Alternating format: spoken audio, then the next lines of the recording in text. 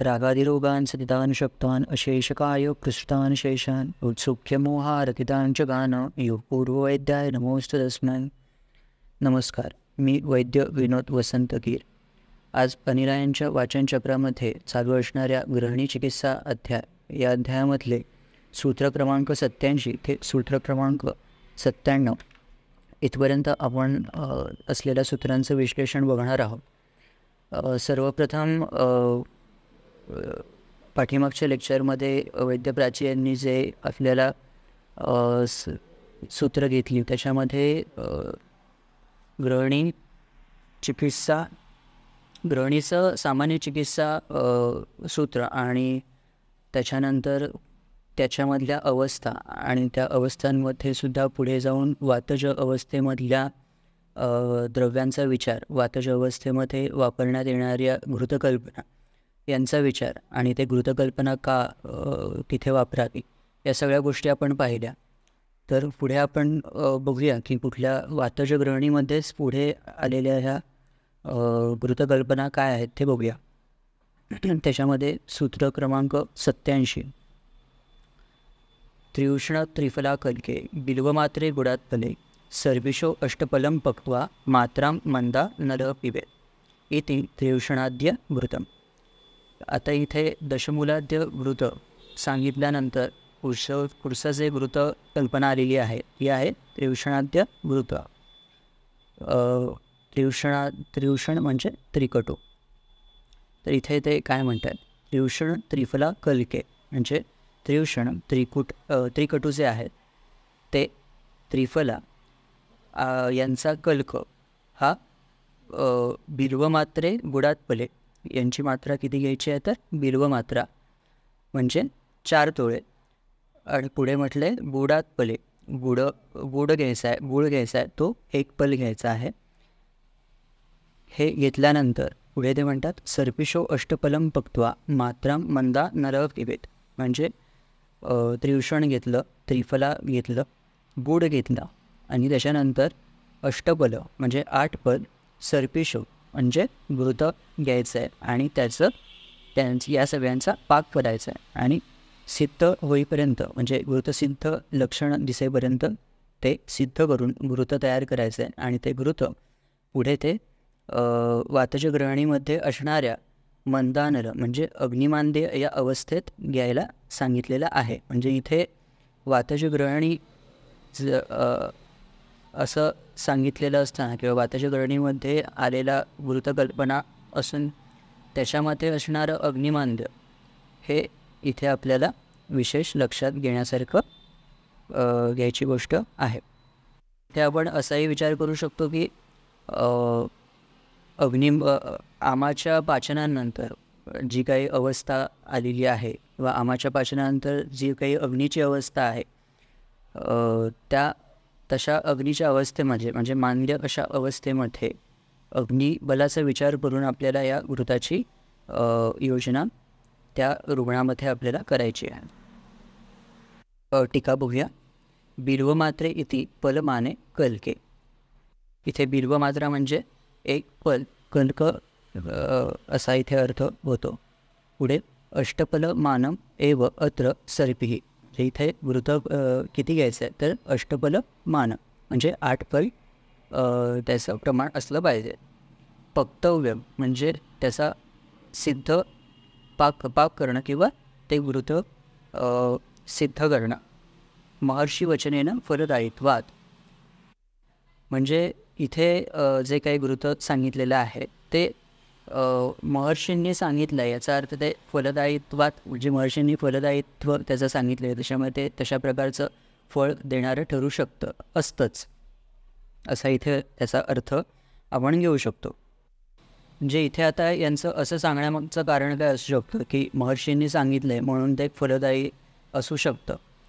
तर इथे असा विचार आपण करू शकतो किंवा असं वाटतं की जर आपण द्रव्य इथे बघितली तर त्रिउषण म्हणजे त्रिकटू वापरले, त्रिफला आहे, गुड आहे आणि सर्पी आहे. तर याच्यात विशेष करून त्रिफला आणि गुड यांचा विचार अग्निमांद्यामध्ये आपण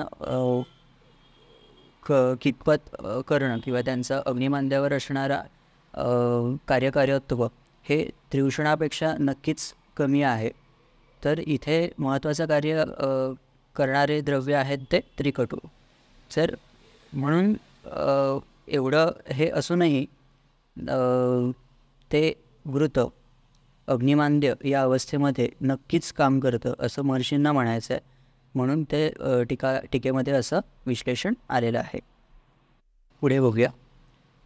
पंचमूला अवयाव्योष पिप्पली मूलसैंधवैः रास्नाक्षार द्वयाजाजी विडंग षटिभिर मृतम शुक्तेन मातुलुंगस्य स्वरसेन आर्द्रकस्य च शुष्कमूलककोलाम्बु चुक्रिका दाडिमस्य च तक्रमस्तु सुरामण्ड सौवीरकतुषोदकैः काञ्जिकेन च तत्पक्वम् अग्निदीप्तिकरं वनं शूलगुल्मोदरश्वास कासनीलकफापहं सबीजपूरकरसं सिद्धं वा पायेत् द्रुतं सिद्धम् अभ्यञ्जनार्थं च तैलम् एतैः प्रयोजयेत् एतेषाम् औषधानां वा पिबेत् चूर्णं सुखाम्बुना वाते श्लेष्मावृते सामे कफे वा वायिनोत्थते दद्याच्चूर्णं पाचनार्थम् अग्निसंदीपनं परम् इति पंचमूलाद्यं वृतं चूर्णं च. आता याचं विश्लेषण बघण्याआधी एक इथे सांगावं असं वाटतं की पंचमूलाद्य घृत म्हणजे आता त्रिवृषणादी घृतानंतर पंचमूलाद्य घृताचं त्यांनी इथे वर्णन केलेलं आहे. याच्यामध्ये सुद्धा त्यांनी पंचमूलाद्य घृत सांगताना त्याच्यामधली द्रव्य सांगून झाल्यानंतर हे द्रव्य कशा प्रकारे म्हणजे तीन प्रकारे येऊ शकतो किंवा त्याच्या ज्या जे या कल्पना या आपण 3 प्रकारे घेऊ शकतो किंवा त्याचे 3 विकल्प रुग्णाला देण्यासाठी आपण उपयोगात आणू शकतो असं त्यांनी इथे आपल्याला दिलेलं आहे. तर ते काय आहे तर ते आपण पुढे बघूया. पंचमूला अभयाव्योष पिप्पली मूलसैंधवैः म्हणजे काय तर इथे पंचमूल म्हणजे बृहत पंचमूल जे आहेत बिल्व अग्निमंथ शोनाक पाटला गंभारी ही द्रव्य. पुढे अभया म्हणजे हरितकी व्योष त्रिकटू ज्याला आपण आधीच्या श्लोकामध्ये त्रिवृषण असं जे बघितलं ते.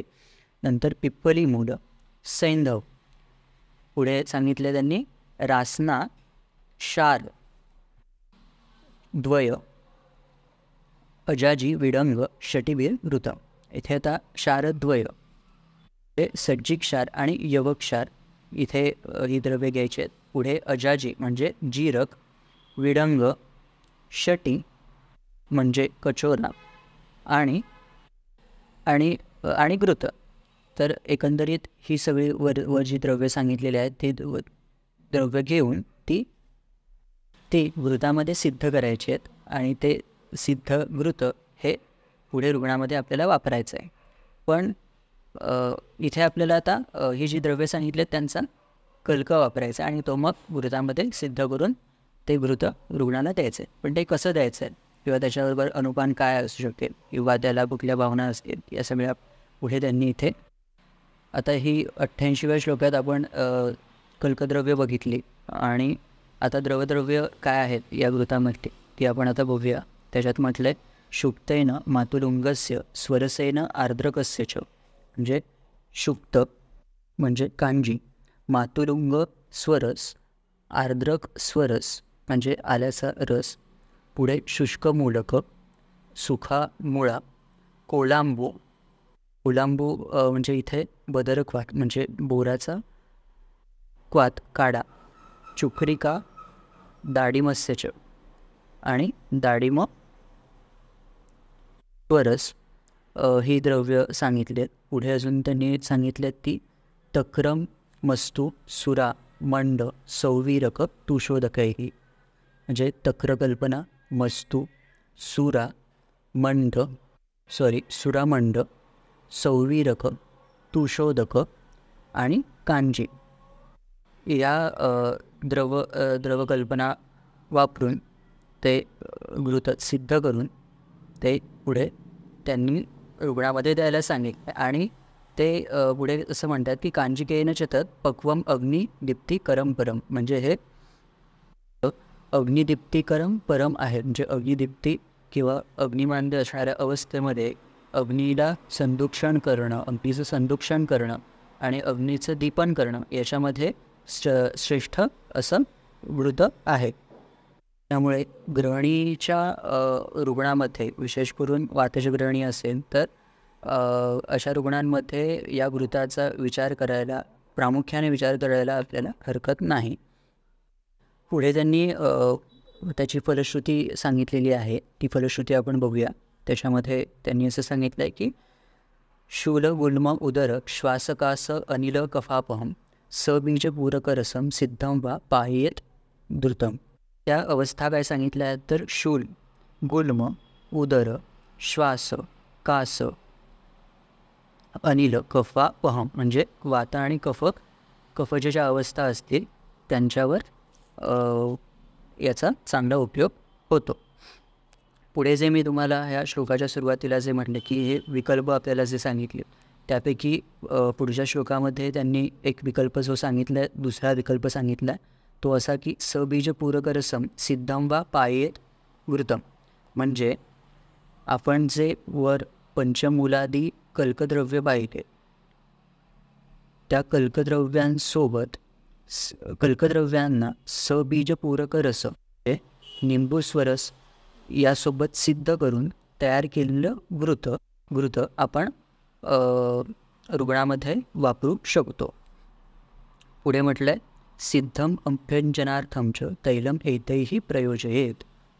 म्हणजे आता इथे त्यांनी म्हटलंय की अभ्यंजनात म्हणजे अभ्यंगासाठी वापरण्यासाठी जे तेल वापरायचं तर ते तेलही आपण वर सांगितलेली जी कल्कद्रव्य सांगितलेली आहेत ती कल्कद्रव्यसुद्धा तेलात सिद्ध करून त्याचं तेल करून ते अभ्यंगासाठी वापरू शकतो.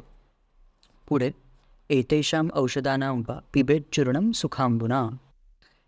एतेषाम औषधानां म्हणजे जेवर आपल्याला औषधी द्रव्य किंवा कल्कद्रव्य आपण जी पाहिली त्या द्रव्यांचंच चूर्ण आपण कोष्णोदक, सुखांबुना म्हणजे कोष्णोदक गरम पाण्यासोबत सुद्धा घेऊ शकतो.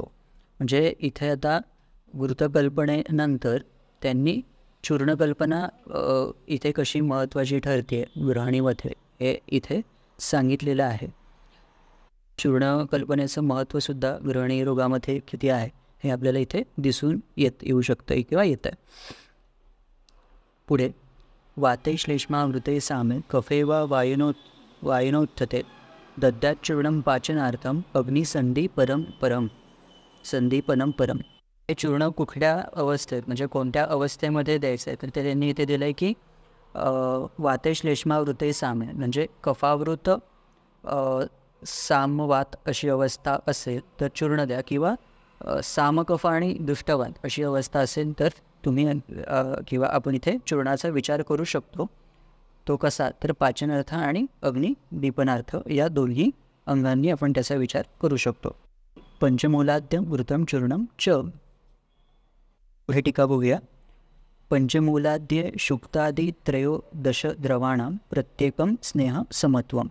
तर इथे त्यांनी असं सांगितलं की पंचमूलाद्य अशी जी कल्कद्रव्ये सांगितली आहेत आणि त्याच्यानंतर जी शुक्तादि त्रयोदश द्रव कल्पना ज्या सांगितल्यात या द्रवकल्पना किती मात्रेत घ्याव्या तर त्या प्रत्येकम स्नेह समत्वम म्हणजे आपण घृत हे जेवढ्या मात्रेत घेऊ त्या मात्रेतच प्रत्येकी ही शुक्तादी जी द्रवकल्पना सांगितलेली आहे ती त्या मात्रेत घ्यायची आहे. म्हणजे फॉर एक्झाम्पल जर आपण स्नेहद्रव्य म्हणजे घृत जे आहे ते एक फल घेतलं तर शुक्तादी जे पुढे 13 द्रवकल्पना सांगितलेल्या आहेत तर त्या एक फल अशा घ्यायच्या. ह्या एकूण द्रवकल्पना ह्या 13 फल होतील आणि घृत हे एक फल होईल. तर असा तिथे मात्रेचा विचार करायचा आहे.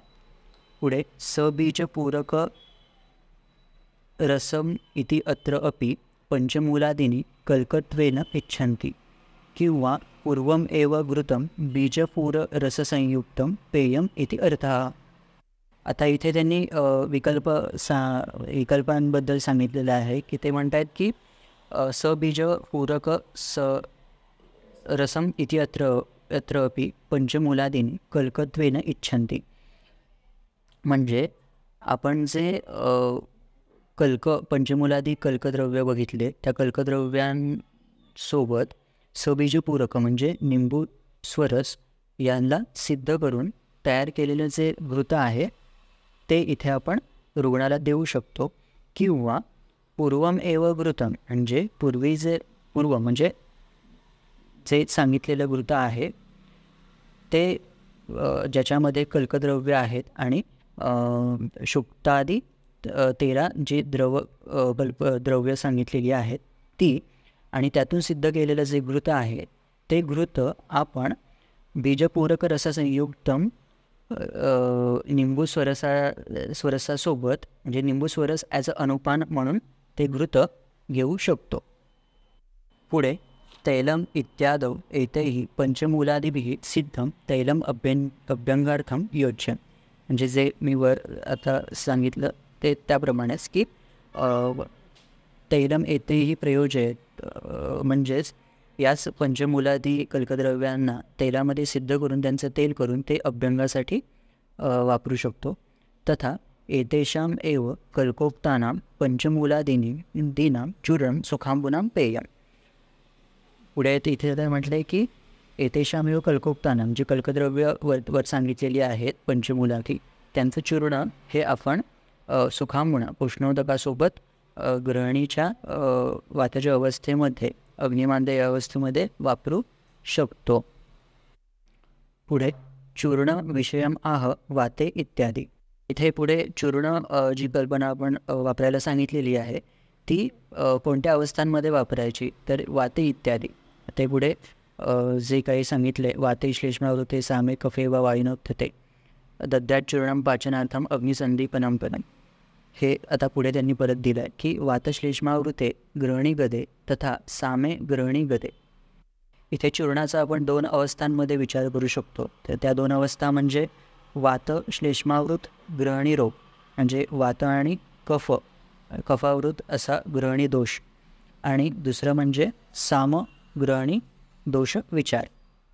पुढे त्यांनी म्हटलं केचित सामे पुरुषे इति वदन्ति. आता इथे सामपुरुषाचा उल्लेख त्यांनी या अर्थाने घेतला आहे की काही वेळेला सामग्रहणी असा अर्थ जेव्हा आपण घेतो तेव्हा काही वेळेला काहीजण सामग्रहणीऐवजी तिथे सामपुरुष असा अर्थ घेतात. तर इथे तसं का किंवा तसा अर्थ येण्यामागचं कारण काय आहे किंवा काय असू शकतं किंवा इथे नेमका अर्थ काय घ्यायचा आहे त्याचं आता विश्लेषण पुढे दिलं आहे ते बघूया. आमम च अनेकविधम आबो. आमाच्या अनेक अशा व्याख्या सांगितलेल्या आहेत. यत उच्यते आमम अन्नरसम केचित तु मलसंचयम प्रथमा दोषदृष्टीं च केचित आमम प्रचक्षते इति. तर इथे आता आम हा वेगवेगळ्या प्रकारे कसा सांगितला जातो किंवा कसा वर्णन केलं जातं तर ते सांगितलं आहे की आमम अन्नरसम केचित म्हणजे आम हा आम अन्नरस अशा अर्थाने सुद्धा काही लोक घेतात. तर काहीजण त्याचा अर्थ हा मलसंचय असा घेतात. तर काहीजण प्रथमा दोषदृष्टी म्हणजे प्रथम दोषांची झालेली दृष्टी असा आमाचा विचार इथे वेगवेगळ्या प्रकारे केला करतात. पुढे बघूया. भोजोप अपि आह आमाशयस्थः कायाग्नेर दौर्बल्यात अविपाचितः आद्य आहारधातुर्य स आम इति सौल्यतः इति. इथे काय म्हणतात तर आमाशयस्थ कायाग्नेर म्हणजे आमाशयात आपण जो कायाग्नी म्हणजे जाठराग्नी जो बघतोय त्याचं पुढे काय म्हटलं तर दौर्बल्यात म्हणजे जाठराग्नी दौर्बल्य झाल्यास अविपाचितः म्हणजे अपक्व. तर अपक्व काय तर आद्य आहार धातुर्य म्हणजे सुरुवातीचा आहार धातू म्हणजे इथे आपण आहाररस असाही विचार घेऊ शकतो. तर आमाशयामध्ये असणाऱ्या जाठराग्नीच्या दौर्बल्यामुळे आहाररस अपाचित आहाररस जो तयार होतो त्याला आम अशी संज्ञा दिलेली आहे असं कोणाचं मत आहे तर बोज ग्रंथकाराचं. पुढे बघूया. ईश्वर सेन अपि आह एवं आमाशये अपि अन्नं बहु सम्यक् न जीर्यते चीयमानं तदेवात् चीयमानं तदेव अन्नं कालेन आमत्वम् आप्नुयात् इत्यादी. तत् इह अपि तद्वचन प्रामाण्यात आमव्यवस्था कर्तव्या. इथे आता ईश्वरसेन यांचं मत असं आहे की एवं आमाशय अपि अन्नं बहु सम्यक् न जीर्यते. म्हणजे आमाशयात असणारं अन्न हे बहुप्रमाणात म्हणजे मोठ्या प्रमाणात. आता इथे याचा अर्थ असा घेऊ शकतो की अग्नीचं बल आणि अग्नीच्या बलावरनं आपल्याला आहाराची मात्रा किती आहे ती ठरवावी लागते. जर अग्नीच्या बलापेक्षा जास्त मात्रा असेल आहाराची तर बहु असं आपण तिथे विचार त्याचा घेऊ शकतो. बहुअन्न हे बहुअन्न सम्यक न जीर्यते. अग्नीचं बल ते अन्न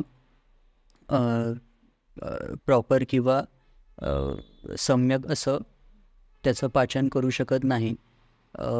आणि असं जे असम्यक अपाचित अन्न जे आहे ते अन्न चीयमानन याचा संचय आमाशयात होतो आणि त्यातून पुढे त्याला आमाची संज्ञा प्राप्त होते.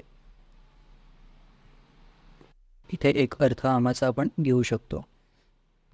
त्यामुळे इथे आपण विचार करताना आमाचा विचार करताना या सगळ्या संज्ञांचा विचार आपल्याला करणं हे आवश्यक आहे. पुढे मज्जत्याम गुरुत्वात् वीटपक्वा तू तत् लवते जले विना अतिद्रव संघात शैत्यश्लेष्म प्रभूषणात परीक्षेवं पुरा सामं निरामं च आमदोषिणं विधिनो उपाचरेत सम्यक पाचनेन इतरेण वा. इथे आता पुढे ग्रंथकारांनी आपल्याला साम आणि निराम पुरुष, साम आणि निराम मल यांची लक्षणं सांगितली आहेत. तर ती इथे सांगण्यामागचं कारण असं की साम आणि निराम ग्रहणी दोष जो आहे, जो वर उल्लेखित केलेला आहे तो कसा ओळखावा, तर तो साम आणि निराम मलावरून ओळखावा असं त्यांनी इथे सांगितलं आहे. त्याच्यामुळे साम आणि निराम मलाची लक्षणं इथे ते सांगतायत. मज्जती आमं गुरुत्वात वीट पक्त्वा तू तत् प्लवते जले पक्त्वा तू उत्प्लवते जले. आमा अवस्था असेल तर ते आमचमल हे त्याच्यामध्ये असणाऱ्या गुरुत्वामुळे पाण्यामध्ये बुडतं. निमज्जते जले. पुढे पक्त्वा तू उत्प्लवते जले आणि पक्व निराम अशी अवस्था किंवा असा पक्वमल असेल तर ते जलामध्ये पाण्यामध्ये तरंगतो असं इथे त्यांनी सांगितलेलं आहे. पुढे विना अतिद्रव संघात शैत्य श्लेष्म प्रदूषणात. आता विना म्हणजे इथे त्यांना अपवाद सांगायचे ते जे काय आहेत की अतिद्रव मल असेल, अतिसंघात मल असेल, अतिशैत्य आणि अतिश्लेष्म प्रदूषणात असा मल असेल तर आपल्याला तिथे साम आणि निराम जी अवस्था आहे मलाची तर ती तिथे ओळखता येणार नाही. त्याच्यामुळे अशा अवस्थांमध्ये साम आणि निराम यांचा विचार करणं योग्य ठरत नाही. म्हणजे इथे ही परीक्षा विचारात न घेता इतर परीक्षा भावांचा विचार करणं उचित आहे. पुढे परीक्षेवं पुरा सामं निरामं च आमदोषिणं विधिनो उपाचरेत सम्यक पाचनेन इतरेण वा. परीक्षेव पुराम सामं निराम म्हणजे काय, तर इथे तुम्ही साम आणि निराम यांचं परीक्षण करून त्याप्रकारे तुम्ही तिथे उपचार करावेत. म्हणजे पाचन किंवा इतर जे काही आपल्याला ग्रहणीमध्ये सांगितलेत किंवा आमदोषामध्ये सांगितलेत त्या उपक्रमांचा आपण वापर करू शकतो. पुढे टीका बघूया. सामनिराम ग्रहणीगत ज्ञानार्थम सामनिराम वीट लक्षणम आह मज्जती इत्यादी. म्हणजे साम आणि निराम ग्रहणी दोष किंवा ग्रहणी रोग याचं ज्ञान प्राप्त करण्यासाठी किंवा करण्यासाठी आपल्याला साम आणि निराम पुरुष लक्षणं किंवा मल लक्षणं जी सांगितलेली आहेत ती मज्जती इत्यादी या सूत्रातून पुढे सांगितलेली आहेत. पुढे आमेती आमाशिता. आमेती म्हणजे आमाशित असं मल. गुरुत्वात इति आमाहित गुरुत्वात.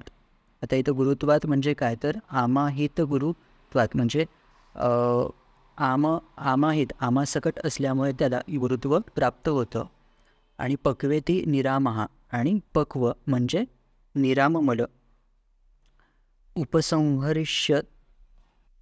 उपसंहरिष्य शती आमपक्वलक्षणान्ते परीक्षेवं पुरा सामं निरामं वा इति.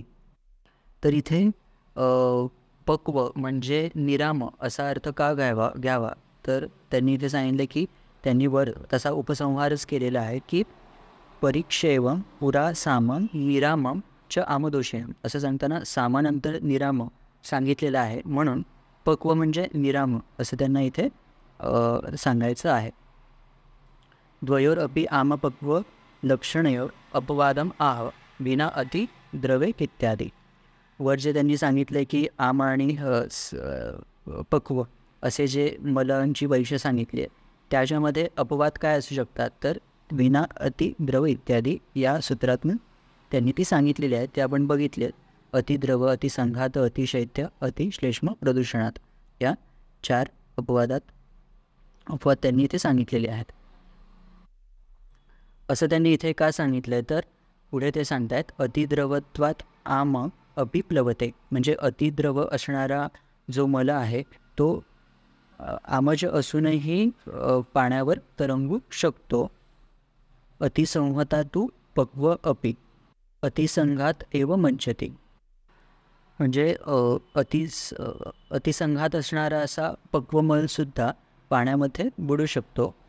शैत्य श्लेष्म प्रदूषणाच कफयोगा हितगौरव पक्व अपि मंचती गुरुत्वात एव न प्लवत.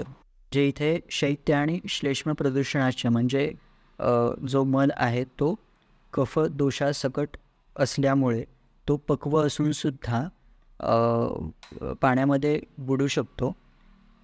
का तर तो गुरुत्व सकात तो त्याच्यामध्ये असणाऱ्या गुरुत्वामुळे पक्व असूनसुद्धा प्लवती म्हणजे तरंगू शकत नाही. पुढे ननु सविष्टंभ प्रसेकार्थी इत्यादीनि एव सामस्य उक्तत्वात् किम अनेन सामतालक्षणेन पुनरुक्तेन. आता इथे सांगण्यासारखं असं आहे की ननु म्हणजे काय तर इथे एक शंका विचारली की काय तर सविष्टंभ प्रसेकार्थी ही जी लक्षणं जे सांगितलेली आहेत ती सामलक्षणं ऑलरेडी सांगितलेली असतानासुद्धा परत इथे मलाची सामलक्षणं आणि निरामलक्षणं परत का सांगितलेली आहे पुनरुक्तेनं. म्हणजे त्याचा संदर्भ का दिला आहे असा प्रश्न केला आहे. तर त्याचं उत्तर काय तर पुढे बघूया. उच्यते वातकफ अधिकारात उक्तम इदम तो वेड आमता ज्ञानार्थम उक्तम इति विशेषः. म्हणजे वातकफाधिकारात उक्तम म्हणजे जी सविष्टंभ प्रसेकार्थी ही जी आपण आधी पाहिलेली लक्षणं आहेत ती विशेष करून वात आणि कफ अधिकार असणाऱ्या ग्रहणीमध्ये सांगितलेली आहेत किंवा त्या अनुषंगाने सांगितलेली आहेत. आणि इदम तो वेड आमता ज्ञानार्थम उक्तम इति विशेषः. म्हणजे इथे जी सांगितलेली आहेत ती विशेष करून मल या अर्थाने आम आणि पक्वमल या अर्थानेच सांगितलेली आहेत. पुढे परीक्षे इत्यादो निरामं च आमदोषिणम इति कथम यावता न निरामतायाम आमदोषत्वम अस्ति. इथे आता परत त्यांनी टीकाकारांनी शंका विचारली आहे ती अशी की तुम्ही जर सूत्र बघितलं तर इथे सूत्रात असं म्हटलं परीक्षे व पुरा सामम निरामम च आमदोषिणाम. म्हणजे आमदोष कसा आहे तर साम आणि निराम आणि त्याची परीक्षा कशी करावी ते इथे वर आपल्याला मरपरीक्षेतून सांगितलेलं आहे. पण आमदोष हा निराम कसा असू शकतो हे इथे त्यांनी प्रश्न उपस्थित केला आहे. उत्तर असं आहे की न आमदोष शब्देन ग्रहणी दोषिणो अभिप्रेतत्वात, म्हणजे आमदोष असा इथे शब्दाचा अर्थ ग्रहणीदोष असा घ्यायचा आहे, अभिप्रेत आहे. म्हणजे आमदोष याचा अर्थ इथेच ग्रहणी दोष असा घ्यायचा आहे. म्हणून मग इथे आमग्रहणी सामग्रहणी दोष आणि निरामग्रहणी दोष इथे त्याचा अर्थ अभिप्रेत आहे. इतरेण इथे ग्रहणी दोष शमनेन. इतरेण म्हणजे ग्रहणी दोष शमनासाठी जी काही चिकित्सा विचार आपण करू शकतो तो विचार. पुढे बघूया. चित्रकम पिप्पली मूलम द्वौक्षारो लवणानी च व्योषम हेंगो अजमोदां च चौव्यम च एकत्र चूर्णयेत गुटिका मातुरुंगस्य दाडिमस्य रसेन वा कृता विपाचयत्यामं दीपयत्याशु चारणं च अनलम इति चित्रकाद्या गुटिका. हे चित्रकादी गुटिकेचा संदर्भ आलेला आहे. या चित्रकुटिकेमध्ये कोणती द्रव्ये वापरली ती बघूया. चित्रक, पिप्पलीमूळ, द्वौक्षार म्हणजे यवक्षार आणि सज्जिक्षार, लवणाणी च, लवणाणी इथे म्हणून इथे पंचलवण अभिप्रेत आहे. व्योष जे त्रिकटू, हिंगू, अजमोदा, चौव्य, चौव्य म्हणजे गजपिप्पली, चे एकत्र चूर्ण आहेत. या सर्व द्रव्यांचं चूर्ण घ्यायचं आहे आणि ते मातुरुंगस्य दाडिमस्य रसेन वा, म्हणजे मातुरुंग स्वरस किंवा दाडिमस्वरस यांची भावना देऊन त्यांच्या गुटिका बनवायच्या आणि त्या रुग्णाला द्यायच्या आणि त्या कृता विपाचयत्यामं दीपयत्याशु च अनलम, म्हणजे या त्या आमाचं पाचन आणि अग्नीचं दीपन हे आशुकारी अशा स्वरूपात घडवून आणतात. इथे चित्रकाद्या गुटिका. पुढे टीका दिली त्यांनी. चित्रके इत्यादो लवणानि च इति अत्र कपिंजल अधिकरण न्यायेन लवण त्रयम् इच्छन्ति किंतु अनियते स न्यायो भवति इह तु पंचलवणानां प्राधान्येन दीर्घञ्जीवितीये निर्दिष्टत्वात् पंचलवणस्य च शक्यो उपादानत्वात् पंचैव लवणानि ग्राह्याणि. इथे त्याचा अर्थ असा होतो की कपिंजल अधिकरण न्यायाने लवणे त्रयम इच्छन्ति, म्हणजे कपिंजल अधिकरण न्याय जो आहे त्या न्यायानुसार इथे 3 लवण यांचा विचार करावा असं ते गुरु म्हणतात. कपिंजल न्याय असा आहे की त्याच्यामध्ये यज्ञामध्ये कपिंजल आणा असं सांगितलं जातं तेव्हा अनेकवचनी किंवा बहुवचनी असल्या कारणाने हे 3 कपिंजल आणून दिले जातात यज्ञासाठी, यज्ञकार्यासाठी. त्याच्यामुळे इथे 3 लवणांचा विचार करावा असं अभिप्रेत आहे किंवा आहे असं सांगितलं आहे. पण इथे तसा अर्थ न घेता इथे दीर्घंजीवितीय अध्यायामध्ये वर्णित केल्याप्रमाणे 5 लवणांचा विचार केला जातो. आणि दुसरं कारण असं आहे की ग्रहणीमध्ये ग्रहणीच्या संप्राप्तीमध्ये पंचलवणांचं असणारं महत्त्व, या सगळ्या गोष्टींमुळे इथे पंचलवणांचाच विचार करावा असं इथे टीकाकार आपल्याला सांगतायत. इथे ही सूत्र संपतायत.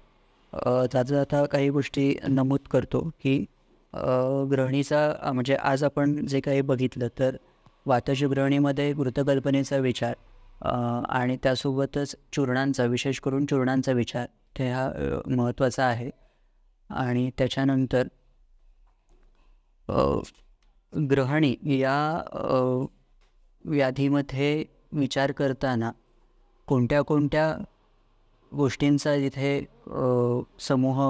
समूह विचार आपण कसा करावा, तर त्याच्यामध्ये ग्रहणी या अवयवाची स्थानदृष्टी असा विचार करून त्यामध्ये असणारा जाठराग्नी दोष, तिथून अग्निमांद्य आणि या अग्निमांद्यामुळे होणारं अपक्व आहार रस आणि या सगळ्या ग्रहणीस्थ वातादी दोषांची इन्व्हॉल्वमेंट ही सुद्धा महत्त्वाची आहे. त्याच्यामध्ये मग समानवायू असेल, पाचक पित्त असेल किंवा क्लेदक कफ असेल, या सगळ्यांची दृष्टी इथे विचारात घेणं महत्त्वाचं आहे. विशेष करून समानाची दृष्टी आणि गृहिणी अवयव बल दृष्टी किंवा गृहिणी अवयव बल कमी होणं हा इथे विचार करणं महत्त्वाचं आहे. आणि मला असं वाटतं की जेव्हा आपल्याकडे रुग्ण येतात तेव्हा गृहिणी असं डायग्नॉस आधीच करून कोणी येत नाही. त्याच्यामुळे इथे गृहिणीमधल्या अवस्था आपल्याला विशेष करून विचारात घेणं आणि त्यानुसार तिथे चिकित्सा अंमलात आणणं हे खूप महत्त्वाचं आहे. सोबतच गृहिणीमध्ये जे काही सांगितलेलं आहे की अवयव दृष्टी म्हणजे गृहिणीचं बल कमी होणं ही जी एक संकल्पना मांडलेली आहे, त्याच्यामध्ये आपण इतर ठिकाणीही त्याचा विचार करू शकतो की जिथे जिथे विकृत दोषांचं म्हणजे विकृत आमाचं ग्रहण होऊन तत्त आशयामध्ये असणाऱ्या अग्नीचं किंवा भूताग्नी किंवा दात्वाग्नी असेल यांचं मांद्य आहे आणि तिथून तशी संप्राप्ती ती घडते आहे. तर तशा अवस्थेमध्ये सुद्धा गृहिणीमध्ये जे कल्प आलेले आहेत तर त्या कल्पांचा आपण विचार करू शकतो का, याचा विचार करणं आपण गरजेचं आहे. आणि त्यानुसार जर आपण तिथे त्या द्रव्यांचा वापर केला तर नक्कीच तिथे आपल्याला उपशय त्या अवस्थांमध्ये मिळू शकतो. तसा विचार करायला काही हरकत नसावी. दुसरी गोष्ट गृहिणीमध्ये विचार करण्यासारखी की जी आजच्या काळामध्ये खूप महत्त्वाची आहे ती म्हणजे पित्तधरा कला जी सांगितलेली आहे आपली, ती पित्तधरा कला आणि मज्जाधरा कला या दोघांचा जो संबंध सांगितलेला आहे त्याच्यामध्ये मनोबळ स्त्रोतस आणि अग्नी किंवा गृहिणीगत जे व्याधी आहेत, आमाशयगत जे व्याधी आहेत यांचा विचार हा करणं अतिशय महत्त्वाचं आहे. त्यामुळे आपल्याकडे येणारा रुग्ण, त्या रुग्णाची मनोबळ स्त्रोतसाची त्या संप्राप्तीतली इन्व्हॉल्वमेंट, त्या संदर्भातले हेतू यांचा विचार हा गृहिणी रोगामध्ये आपल्याला कशाप्रकारे करता येईल आणि तो तसा संबंध असेल तर तिथे मज्जावह स्त्रोतस आणि मज्जाधरा कला आणि पित्तधरा कला या दोघांचा विचार करून तशी द्रव्य योजना, औषध कल्पना यांचा विचार करणं गरजेचं आहे.